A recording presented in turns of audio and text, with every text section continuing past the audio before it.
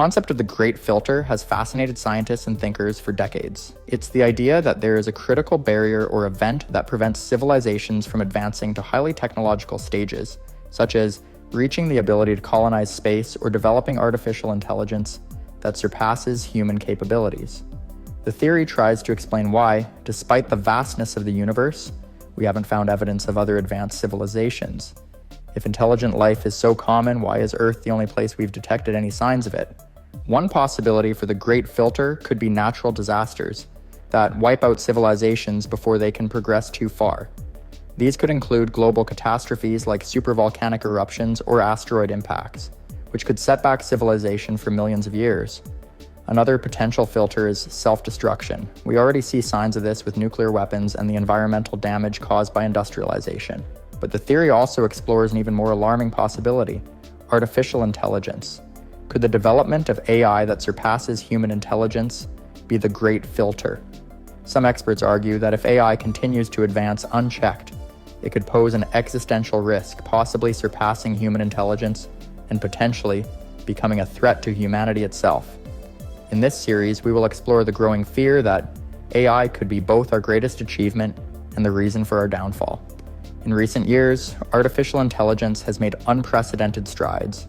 The field of machine learning, which allows AI systems to learn from vast amounts of data, has become more advanced than ever. What started as simple algorithms that could perform basic tasks has evolved into complex systems capable of playing competitive games, such as chess and Go, at levels far beyond human players. These achievements demonstrate that AI systems can rapidly learn and outperform humans in specific tasks, raising concerns about their potential future capabilities. One area where AI has made significant progress is in scientific research. AI has been used to predict protein structures, which is essential for drug development, and even to simulate the behavior of molecules, enabling faster discoveries in medicine. As AI continues to improve, it may soon have the ability to solve complex problems like climate change, renewable energy, and the cure for diseases that have plagued humanity for centuries. These advancements hold incredible promise, but they also bring with them a challenge. AI systems are growing smarter, and they are beginning to make decisions independently based on their algorithms and the data they are trained on. The question now is, where does this rapid development lead? Could AI reach a point where it surpasses human intelligence? Experts warn that as AI becomes more advanced, we may reach the singularity, a hypothetical moment where artificial intelligence surpasses human cognitive abilities. If this happens, we would have no way of knowing how an AI might think or behave. It could be far beyond human understanding. And this raises the critical question: will we still be in control, or will AI become an uncontrollable force? The rise of AI brings with it both immense potential and significant risks. On one hand, advanced AI systems could be our greatest ally in tackling some of the world's most pressing challenges.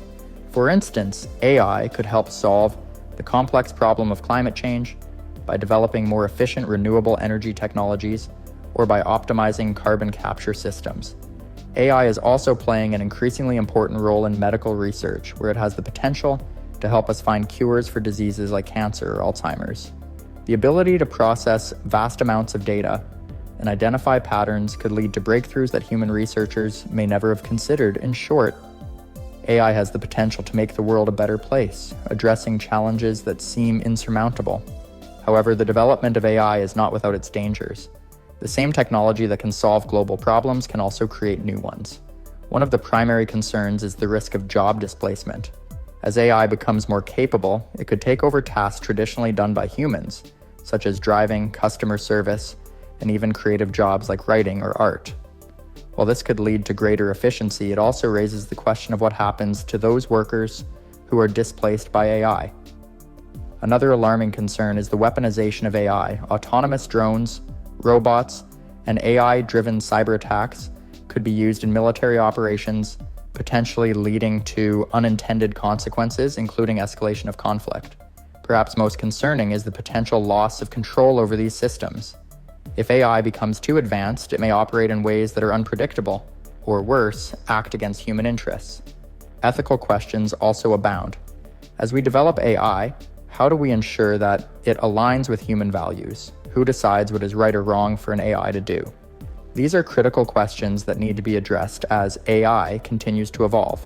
It is essential that we develop responsible frameworks for AI, ensuring that it is used to benefit humanity and not to harm it.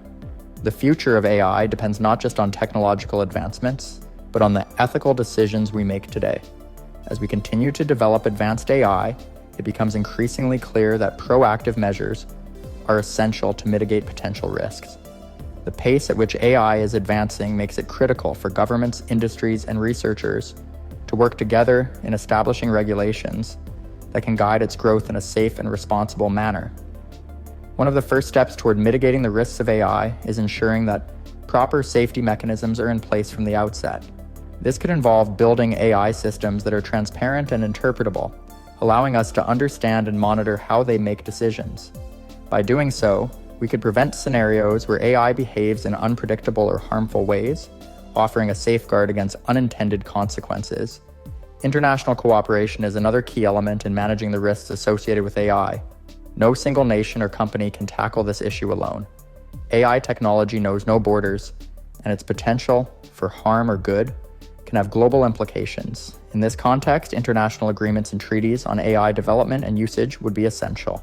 These agreements could help create standards for safety, ethics, and accountability, ensuring that AI is developed in a way that is beneficial to all of humanity. Furthermore, fostering a global dialogue on AI's implications, especially its long-term effects, would help ensure that we make informed decisions about the future. Education and public awareness play a pivotal role in the development of responsible AI. By educating the public and creating open channels for discussion about AI, we can ensure that society remains involved in the decision-making process. People need to be informed about the potential benefits and risks associated with AI so they can advocate for responsible development and hold policymakers accountable. Engaging with a wide range of perspectives, from ethicists to technologists to ordinary citizens, will help create a more balanced approach to AI development. As AI becomes more integrated into our daily lives, it is crucial that we keep a close watch on its evolution and ensure that humanity's best interests are always at the forefront. As we stand at the crossroads of a new technological era, the future of AI and its impact on humanity is largely in our hands.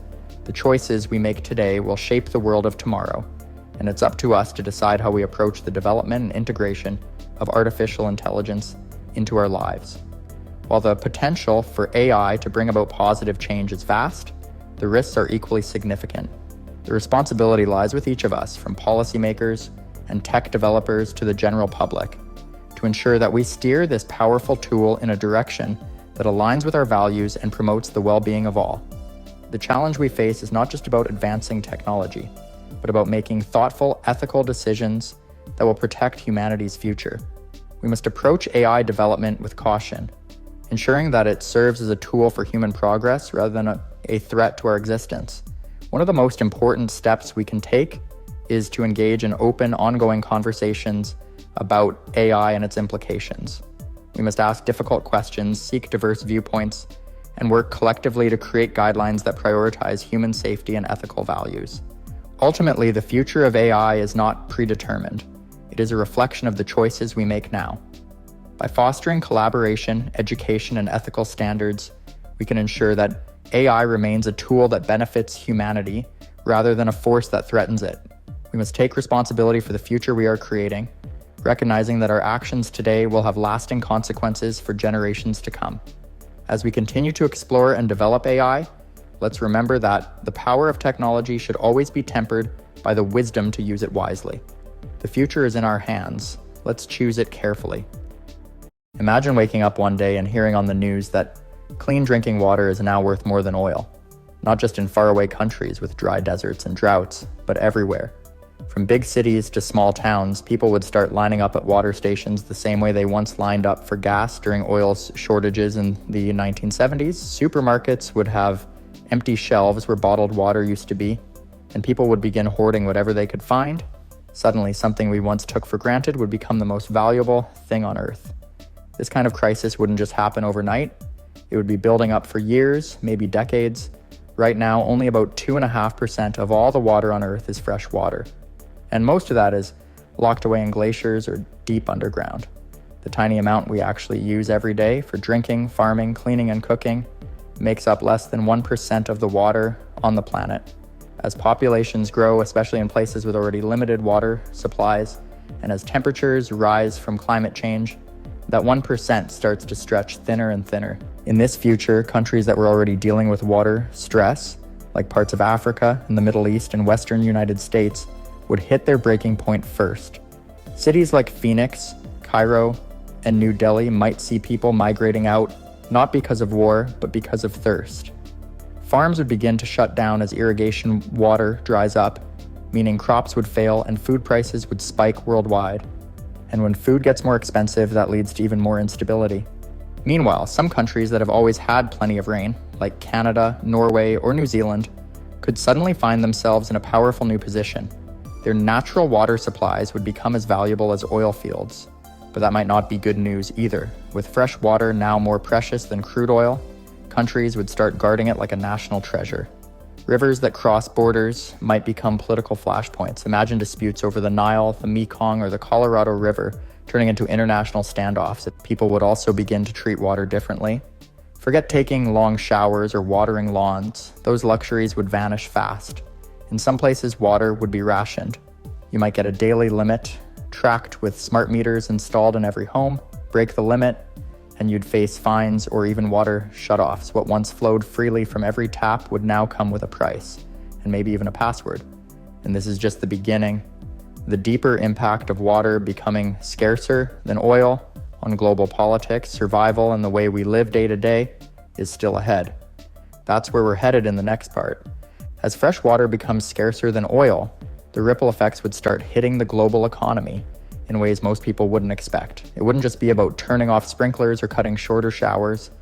Industries that rely heavily on water would be the next to face a serious crisis. Think of everything from clothing production to computer chip manufacturing. To make a single cotton shirt, it takes over 2,000 gallons of water. A single microchip, about 10 gallons. So now imagine those industries trying to survive. When water isn't just expensive, it's nearly impossible to get. Factories in places like China, India, and Mexico, where a lot of the world's products are made, would be forced to shut down or relocate if they couldn't afford or access enough water. Some would try to move to water-rich areas, but that kind of migration would cause even more strain on local supplies. Entire economies would shift. Products we're used to buying cheaply, like clothes, electronics, and packaged food, would become luxury items. Everyday people would feel the squeeze, not just in their homes, but in their wallets. Water theft would also become a real issue. Black markets would grow, especially in areas with tight restrictions. People would start drilling illegal wells, siphoning water from pipelines, or even stealing rainwater, something that is already illegal in parts of the United States. Organized crime might take an interest too, not in drugs or weapons, but in controlling access to underground water supplies. In a world where water is more valuable than oil, it's not hard to imagine armed guards protecting wells and reservoirs. This kind of crisis would also force major changes in technology. Water recycling and desalination would get a lot more attention. Desalination, turning seawater into drinkable water, is already used in places like Israel and Saudi Arabia, but it's expensive and energy hungry. If water became scarcer than oil, investment in these technologies would skyrocket. Countries would race to improve them, trying to make them cheaper and faster. The push to invent better ways of purifying wastewater, capturing rain, or even pulling moisture out of the air would become a top global priority. At the same time, there would be a shift in how cities are designed. Urban planners would start building entire neighborhoods around water efficiency. Homes would have built-in gray water systems, which reuse water from sinks and showers. Public fountains would disappear and green lawns would be replaced by dry landscaping. In schools, kids might even learn water safety, the way they once learned fire drills, what to do if the taps run dry. And just like that, water becomes not just something we need, it becomes something we organize our whole world around. But as the world adapts, another crisis begins to form. In the next part, we'll look at what happens when countries and governments start treating water as a weapon. As water grows scarcer than oil, it stops being just a resource. It becomes a weapon. Countries begin using it as a tool of control, pressure, and even war. Just like oil pipelines have been used in political games, now rivers, lakes, and underground aquifers become bargaining chips. Nations that sit upstream on major rivers start deciding how much water flows downstream. That gives them incredible power over their neighbors. Imagine Ethiopia cutting off water to Egypt by controlling the Nile, or Turkey restricting flow into Syria and Iraq from the Tigris and Euphrates. These tensions, already simmering for decades, would now reach the boiling point. Governments would start building massive infrastructure to control water at every level. Giant dams, water diversion tunnels, and underground storage networks would become more valuable than airports or highways. Countries with the money would invest heavily in this kind of water security, but for poorer nations, it would be a very different story. Many would struggle to secure enough water for their people, leading to civil unrest. Protests could erupt over rationing or unequal access. In some places, desperate citizens might even storm water plants or block delivery trucks. Military units would be used not just to fight wars, but to guard the water. In this future, refugee crises would grow worse than ever before. Instead of fleeing from violence, people would be fleeing from thirst. Entire communities might abandon their homes when local water sources dry up. These climate migrants would cross borders in the millions, putting pressure on already struggling regions. Countries with more reliable water might close their doors, fearing that accepting refugees would stretch their resources too thin. Border fences, already a hot topic in politics, would now be built to keep out the thirsty, not just the poor or displaced. Cyber attacks on water systems would also become a real threat. Hackers might target cities by shutting down purification plants, changing chemical levels in reservoirs, or locking out control systems. A successful attack could poison a city's supply or stop water from reaching millions. Governments would scramble to protect these systems the same way they guard nuclear weapons or electrical grids. Just like oil refineries have been targeted in the past, water infrastructure would become a key focus in national security planning. Even within countries, water would divide people. Wealthier neighborhoods might have access to advanced filtration systems, private storage tanks, or direct pipelines to remaining clean sources. Poorer communities, meanwhile, would rely on ration cards and government deliveries if they're lucky. Protests and riots over unequal access would become a regular part of life. The phrase water rights would take on a new dangerous meaning, not just in courts, but in the streets. As the world turns water into a weapon, the cracks in society grow deeper. In the final part, we'll look at how this crisis could reshape humanity's future, and whether there's any way to pull back before it's too late. In a future where fresh water is scarcer than oil, the world doesn't just change, it transforms completely. The way humans live, govern, and even think is reshaped by the reality of survival. Societies would begin to split into two kinds, those that adapted in time and those that collapsed under the pressure. Cities that once seemed unstoppable, like Los Angeles, Dubai, and Beijing, might fade into history if they failed to find new ways to manage water.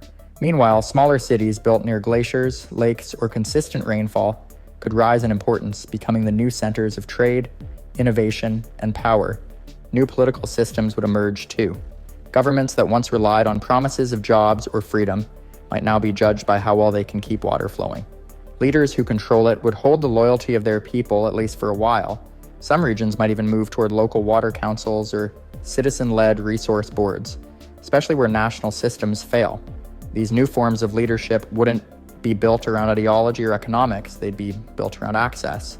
Whoever can keep families hydrated, crops growing, and communities safe would lead, no matter their background or beliefs. Technology would continue to evolve, but not in the way we know it now. Instead of flashy consumer gadgets, the biggest breakthroughs would happen in water science. New kinds of filters, atmospheric water harvesters, and drought-proof crops would become the gold standard of innovation. Entire universities and tech companies would dedicate themselves to squeezing every drop of water from the sky, soil, or sea. Some breakthroughs might seem like science fiction at first, like genetically engineered plants that pull moisture straight from the air, or homes built with walls that capture and clean condensation. But in this world, those ideas would be life-saving realities. Even space exploration might play a role. Moon and Mars missions have already taught scientists how to recycle water endlessly in tight systems. That same technology could be adapted back on Earth, especially in cities with no access to reliable sources. Wealthy nations and tech companies would invest in sealed water loop systems, where no drop is wasted and every bit of moisture is reused over and over again. These systems would likely start in places like hospitals and government centers, but could eventually find their way into homes and public buildings. Despite all the struggle, this future wouldn't be entirely bleak. People would learn to value water more than ever before, Education would shift to teach the importance of every drop from an early age. Art, culture, and religion might begin to revolve around water again, the way they did in ancient civilizations. Festivals might celebrate rainfall, and water conservation heroes could become national figures. Humanity would adapt, not because it wants to, but because it must. And through that adaptation, there's a chance for a smarter, more careful world. A world that finally learns to treat water not as a given, but as the most precious thing we have. The real question is, do we have to wait for that future to come before we start making changes now? Or is there still time to act before thirst becomes the new normal? If the Cold War had ever turned into a full-scale nuclear war, the world today would look very different. During the height of tensions in the mid-1960s to the early 1980s, both the United States and the Soviet Union were fully prepared to launch thousands of nuclear weapons. There were warheads on land, on submarines, and on planes, all ready to strike at a moment's notice. This wasn't just about one or two bombs either. We're talking about complete nuclear exchanges that would have wiped out entire cities across Europe, North America, and Asia. It would have started fast, maybe just one false alarm or a political misstep, and within minutes, missiles would have been in the air. The first wave of nuclear strikes would have been aimed at military targets. Places like missile silos, air bases, and naval ports would have been hit first to try to weaken the enemy's ability to respond, but even with that strategy, the fallout would have reached cities nearby. Towns close to military facilities would have been destroyed right away. After that, both sides would have gone after major population centers. Cities like New York, Washington, Moscow, and Leningrad would have been vaporized within the first hour. Hundreds of millions of people would have died almost instantly. Anyone within the blast zones would have stood no chance, and the fires that followed, called firestorms, would have torn through everything left standing. Radiation would have spread across the globe in a matter of days. Fallout from the bombs would ride the wind into every corner of the planet. Crops would have died from contaminated soil, water supplies would have turned poisonous, and animals would start to disappear. People who survived the blast would have faced radiation sickness, burns, and long-term cancers. In rural areas, survivors might have avoided the initial destruction, but they would have faced a slow and brutal aftermath.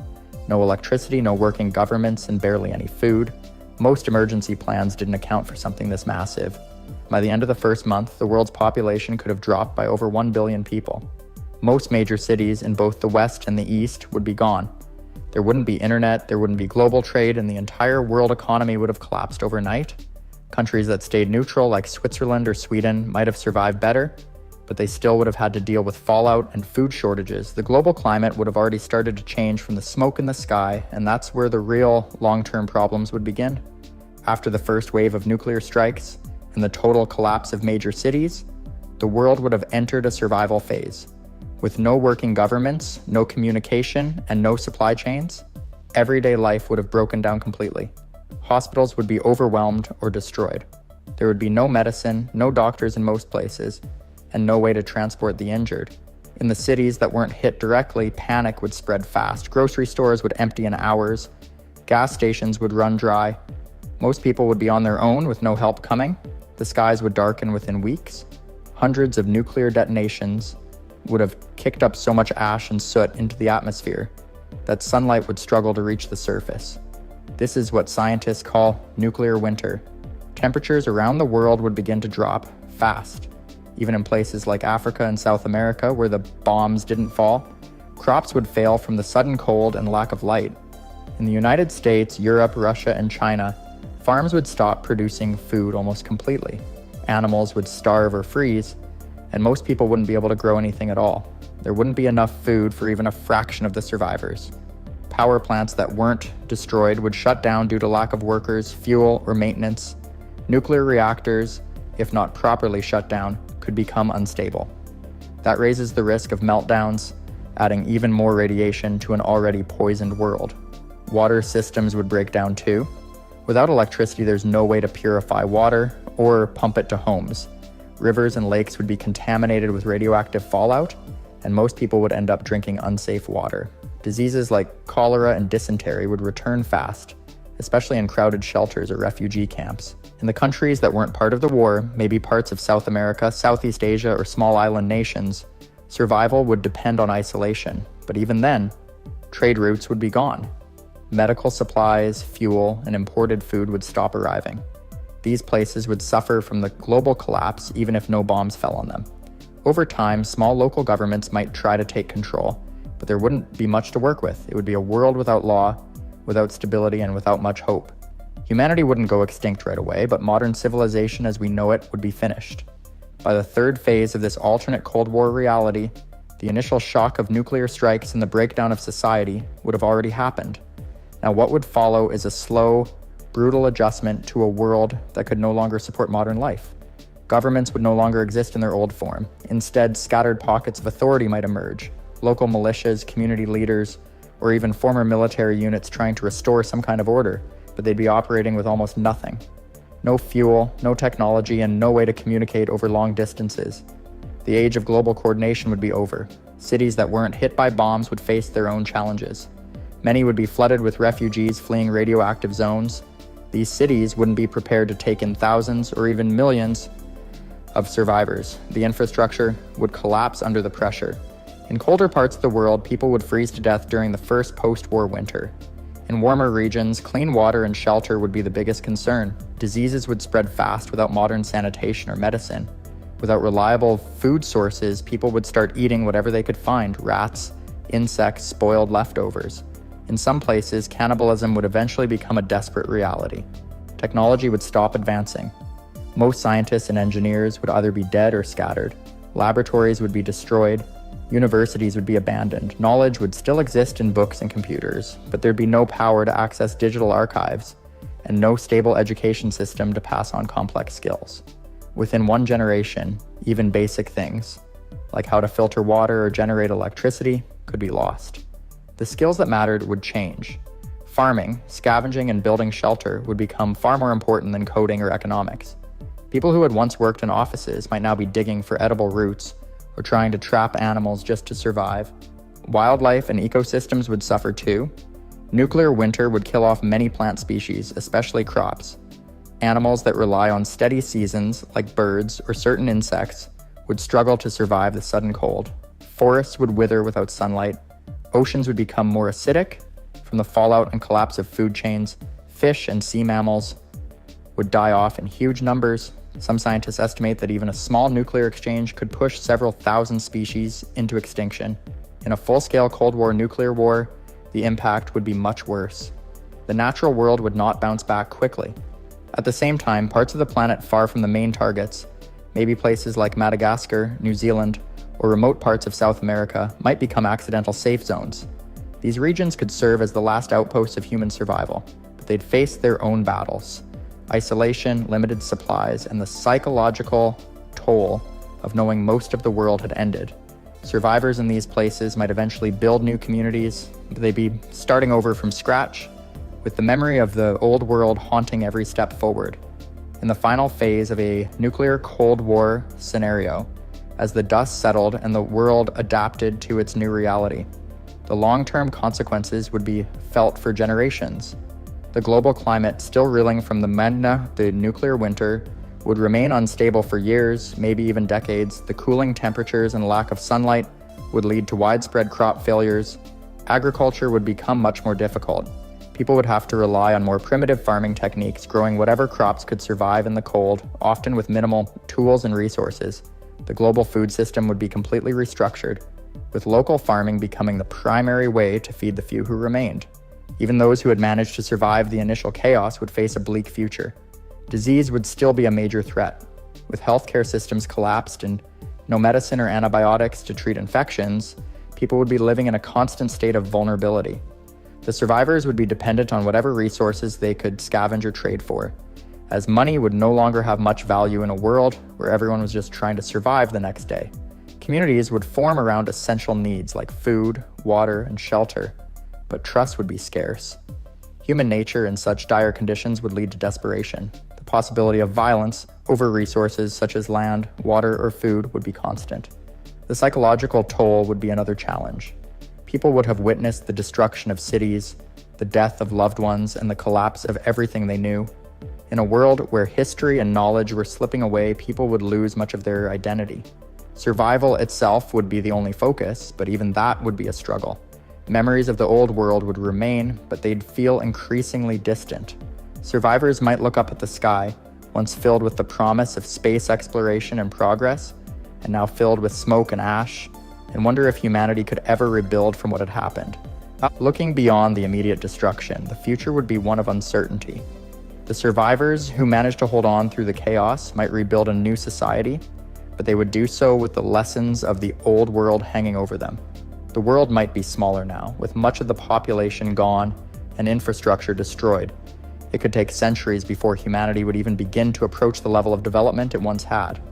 The question of how to prevent something like this from happening again would be a difficult one to answer, especially when so much of the world's knowledge and history had been erased. As time passed, the memory of the Cold War's threat would fade, but the scars would remain. There would be no going back to the way things were, and humanity would be left to pick up the pieces in a world where survival was no longer guaranteed. The echoes of a nuclear disaster would serve as a constant reminder that, in the end, the weapons we created to ensure our security could also be the very thing that destroyed us. The future of the world would depend on how humanity chose to rebuild and whether we could learn from the mistakes of the past. Imagine waking up one morning in the year 2025, turning on the news and seeing a breaking story on every channel. All flights grounded worldwide. No planes are flying, and they won't be coming back. At first, people might assume it's some sort of temporary issue, maybe a glitch or an international emergency, but as the hours pass, it becomes clear if you see this is permanent. Every airport, runway, and and control tower around the globe is suddenly useless. The skies are silent. No takeoffs, no landings. For the first time in over 100 years, the air above us is empty. This would feel like something straight out of a movie. Over 100,000 commercial flights operate every single day, moving everything from passengers to fresh seafood to urgent medical supplies. Planes connect people across continents in just a few hours. Without them, the world would suddenly feel much larger and more isolated. Families separated by oceans would be cut off, unable to visit one another without long and difficult alternatives. Business trips would be canceled, honeymoons and vacations would vanish overnight. Some people would wake up in countries they had only planned to visit for a weekend, now stuck indefinitely. Airports, once buzzing with life, would fall quiet. Inside terminals, chaos would begin as travelers realized there's no way out. Tens of thousands of people would be stranded in cities far from home.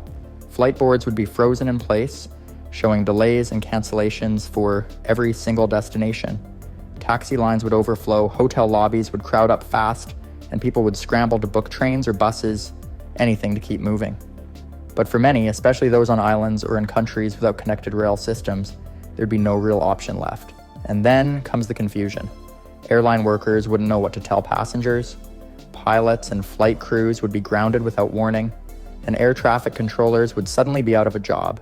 There would be no official playbook for something like this. This level of shutdown has never happened. Not even during global events like September 11th or the early days of the COVID pandemic. This would be the first time in modern history that all flight just stopped and never resumed. The air would be strangely quiet too. No distant hum of jets overhead, no contrails streaking the sky. For people living near busy airports, it might even feel eerie at first. A kind of silence the world has never really known. But behind that quiet comes tension. People would be glued to their phones and TVs, waiting for some kind of update, an announcement, anything to explain how this happened, but none would come. Planes are simply done flying forever, and this is just the beginning. The real trouble starts when the effects begin to ripple out into every corner of everyday life, not just for travelers, but for industries, governments, and the global economy. The first few hours would bring confusion and panic, but the next few days would bring much more than that. After the initial shock wears off, the deeper consequences of a world without air travel begin to show.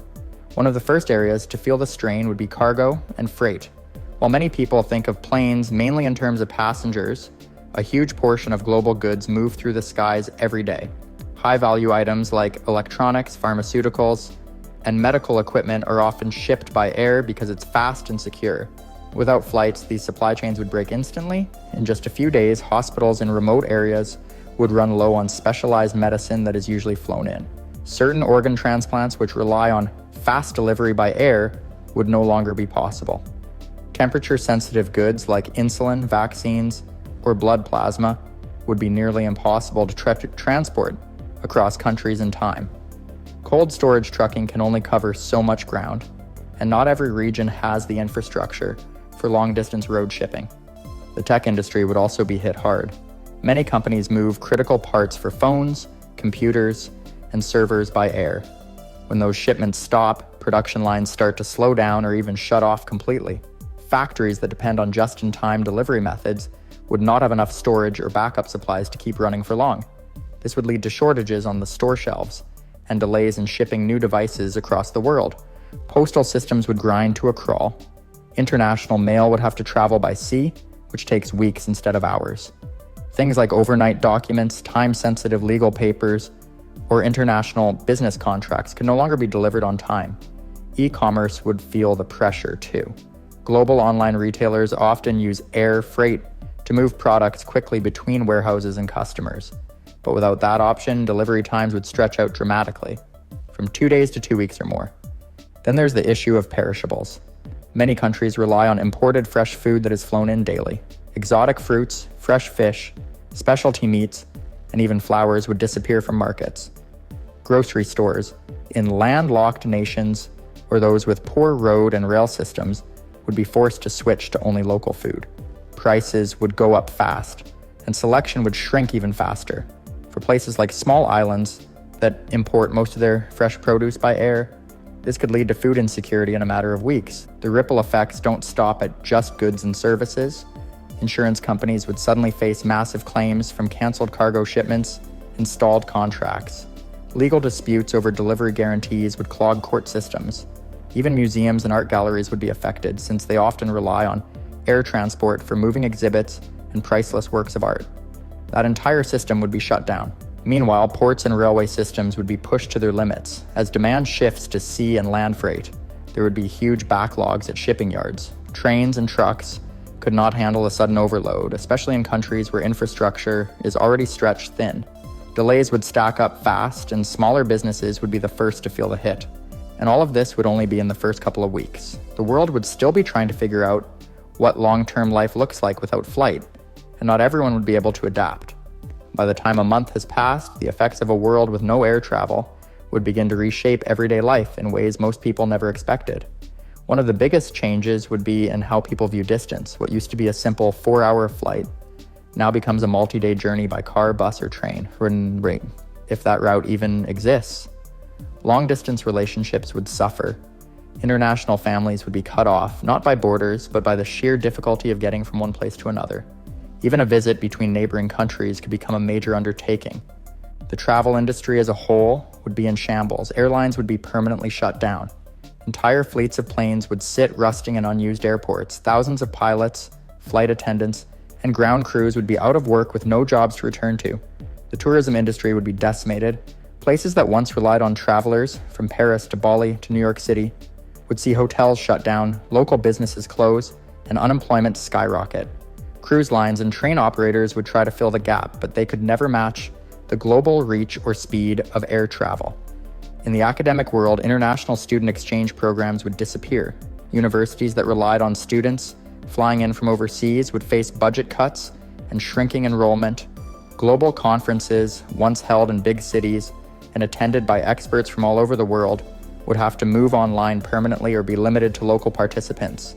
Scientific collaboration would slow down, with researchers no longer able to attend labs or events outside their region. Sports would also take a major hit. International competitions, like the Olympics or the World Cup, would be nearly impossible to organize. Teams could not fly to play in different countries, and fans could not travel to see them. Even national leagues that spanned across large countries, like in the United States, Russia, or Brazil, would struggle to maintain schedules. Entire seasons might be canceled or severely reduced to only local matchups. Diplomacy would look different too. Government leaders and diplomats would no longer be able to hop on a plane for emergency meetings or peace talks. Embassies might become more important again, with foreign affairs managed more slowly through written communication and digital calls. Political tension could grow as misunderstandings drag on and in-person meetings become rare. Countries that once relied on fast air travel to respond to disasters or humanitarian crises would be forced to rethink how they provide aid or manage emergencies abroad. Even the way we experience global culture would shift. People would not be able to visit different countries and see the world for themselves. Travel documentaries and social media influencers who built careers around visiting far-off places would become a thing of the past. Without the ability to travel quickly, people would grow up never leaving their region, and global culture might begin to fracture. The sense of shared international identity could weaken, with communities becoming more focused on local or national concerns. The skies, once filled with movement and noise, would remain permanently empty. And while some would enjoy the peace and the cleaner air, the world as a whole would feel smaller, slower, and more isolated than ever before. A world without flight would no longer be the connected place we once knew, and that realization would just be sinking in as people try to move forward. As the years go by in a world without planes, the long-term changes would start to settle in. One of the biggest shifts would be in how countries and businesses redesign their transportation systems. Governments would invest heavily in high-speed rail, long-distance highways, and shipping routes. Trains that cross continents would become the new norm, with efforts to connect major cities through land rather than air. Ferries and cargo ships would increase in use even for passenger travel, though much slower than flying ever was. Logistics companies would have to rework how goods are moved. In the past, a shipment from Japan to the United Kingdom might have taken just 2 days by air. Now it could take over a month by sea and land. This would force companies to store more inventory in advance and rely less on quick turnarounds. Food chains that once served fresh produce flown in from tropical countries would now rely only on what can be grown locally or shipped without spoiling. Supermarkets would look different, and menus at restaurants would lose many items people used to take for granted. The tech world would also evolve. With international travel off the table, companies would focus more on improving virtual communication. Remote work and virtual meetings would become permanent fixtures. Technologies like virtual reality and holograms could see a surge in development, aiming to make people feel more present during digital meetings and events. Students and professionals might attend lectures, workshops, or conferences through immersive digital platforms rather than boarding a plane. Airports would be left behind like relics of a faster past. Once busy terminals would be abandoned or turned into other facilities, maybe shopping centers, housing developments, or museums. The iconic sound of jet engines would vanish from daily life. Kids growing up in this new world might never hear a plane overhead or understand what it was like to fly across the ocean in a single day. Entire generations would be raised without ever stepping foot in an airplane. Climate change would become a central topic in this new chapter. With aviation gone, global carbon emissions would see a noticeable drop, especially in the first few years. Environmental groups would push for more reductions in other areas, arguing that if the world could give up planes, maybe it could give up other polluting habits too. On the other hand, industries forced to rely on slower, dirtier cargo ships and longer truck routes might cancel out some of those gains. It would spark debate over what the world truly gained or lost by letting go of flight. In time, humanity would adapt. People would find new ways to connect, trade, and move across the planet, just as they had before airplanes were invented. But the global mindset would be different. The sense that the world was once only hours away from anywhere to anywhere would fade. A flightless world would be one that feels more spread out, slower, and maybe even more fragile. And while some would see this new world as simpler or more grounded, others would always look up at the sky and wonder what was lost.